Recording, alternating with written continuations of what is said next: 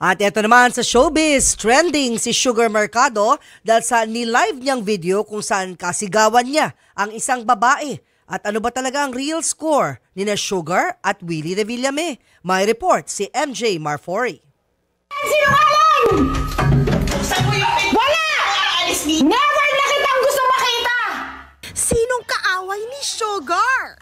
Yan ang nakakalokang viral video na pinost ni Sugar Mercado sa kanyang Instagram last week kung saan nakikipagsigawan siya sa isang babae. Sinisiraan mo siya sa akin! Sabay cut video. Kaloka! Kung gaano kalugmok ang itsura dyan ni Sugar Mercado. Balik na naman ang ora niya last weekend sa latest endorsement event niya sa Makati. All smiles and back to her makulit self siya dyan. Pero, anyari nga, Sugar? Ay, wala. Hindi ko nga alam, na-delete ko, pero diba? Ang hirap, no? Naka-live kasi ako noon. Kaklaro ko lang hindi ko siya sinelfie.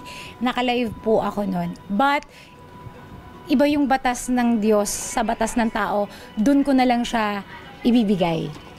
Basta, naka-live ako noon, hindi ko siya ni-record. Nilinaw ni Sugar na kaya niya nagawang mag-live para raw sa safety niya at ng kanyang mga anak. Pero wala raw itong kinalaman sa kanyang non-showbiz ex-husband.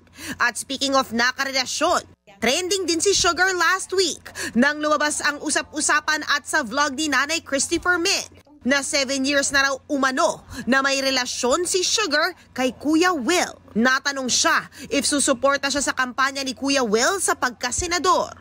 Siyempre si Willie, tutulungan mo. Oo, si Dr. Willie Ong. Yan, tatakbo siya. Hindi.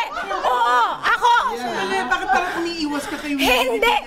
Oy, si Kuya Will, iboboto ko yun, no? Sundot pa ng kasamahan sa press. Di ba hindi ka sinungaling? Hindi. Umaamin ka.